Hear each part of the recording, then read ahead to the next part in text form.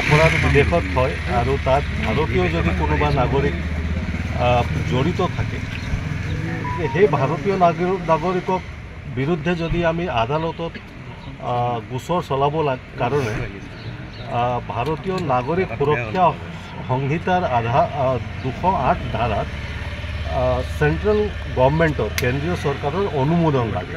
সেইটো এটা mandatory provision.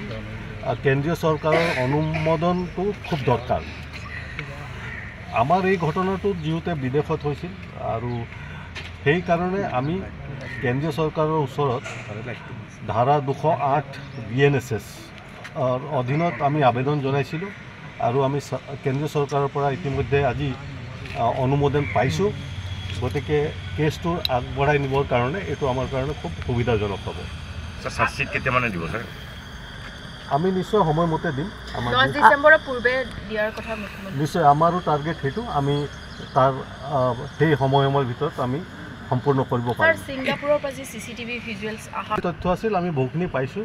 সেইখিনি আমাৰ কাৰণে এতিয়া তদন্তৰ কাৰণে আমি যিখিনি লাগে সেইখিনি পাইছোঁ। ছাৰ, যিহেতু 208 BNSS এতিয়া একো অসুবিধা নহয়, কাৰণ আমি যিহেতু গোচৰটো চলাবলৈ কেন্দ্ৰীয় চৰকাৰৰ অনুমোদন পালোঁ।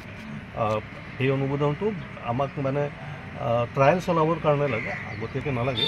গতিকে আমি এতিয়া আদালতত যাতে কেছটো সুকলমে চলিব পাৰে সেই হিচাপে আমি কেন্দ্ৰীয় চৰকাৰৰ পৰা অনুমোদনটো পালোঁ আণ্ডাৰ ছেকশ্যন 208 BNSS। যিহেতু তেওঁলোকক পুনৰ আপোনালোকৰ কাৰণে পাৰিম। এতিয়া আণ্ডাৰ ট্ৰায়েল আণ্ডাৰ ইনভেষ্টিগেশ্যন আছে কেছটো, গতিকে কাৰোবাক যদি সোধ কৰিব লাগে সেইটো নিশ্চয় আমি পাৰিম। কিমানমান হ'ল এতিয়ালৈকে? আজিৰ দিনটোত বহুত মানুহ আহিছে।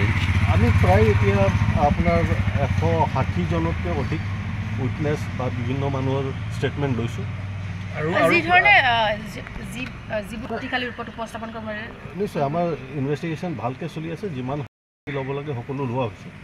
স্যাৰ, আৰু কিবা আবেদন কেন্দ্ৰীয় চৰকাৰলৈ এতিয়া পেণ্ডিং আছে নেকি? আপোনালোকে অসুবিধা পাই আছিলে? 208 ধাৰাটো সংযোজন কৰা নহয়, এইটো এটা প্ৰচিজাৰেল ষ্টেপ। এইটো পিনেল ছেকশ্যন নহয়, প্ৰচিজাৰেল ছেকশ্যন। মানে যেতিয়া আপুনি কিছুমান আইনত কথা আছে যে কিছুমান গোচৰ চলাবলৈ কিছুমান কম্পিটেণ্ট অথৰিটিৰ অনুমোদন লাগে। গতিকে যেনেকৈ প্ৰচিকিউশ্যন মানে সেইটো এটা আইনৰ প্ৰচিজাৰেল কথা ছিষ্টেম আছে, আৰু সেইটো এই ধাৰাটোৰ মতে আমি সেইটো ল'ব লাগে এই কেছত, আৰু সেইটো আমি লৈছোঁ আৰু পাইছোঁ। নোপোৱাহেঁতেন অসুবিধা হ'লহেঁতেন হয়তো।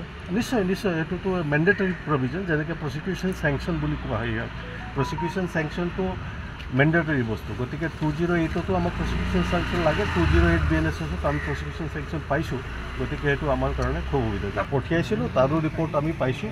গতিকে আমাৰ যিমানখিনি পঠিয়াব লাগে ফৰেনচিক বিভিন্ন লেবৰেটৰীৰ পৰা ৰিপৰ্ট ল'ব লাগে সেইখিনি লোৱা হৈছে। ছাৰ, দিল্লীত যে ফৰেনচিকলৈ মোবাইল প্ৰেৰণ কৰিছে, সেইখিনি আহিছে আৰু কিছুমান আহিব আছে, সেইখিনি আমি খুব সোনকালে পাম।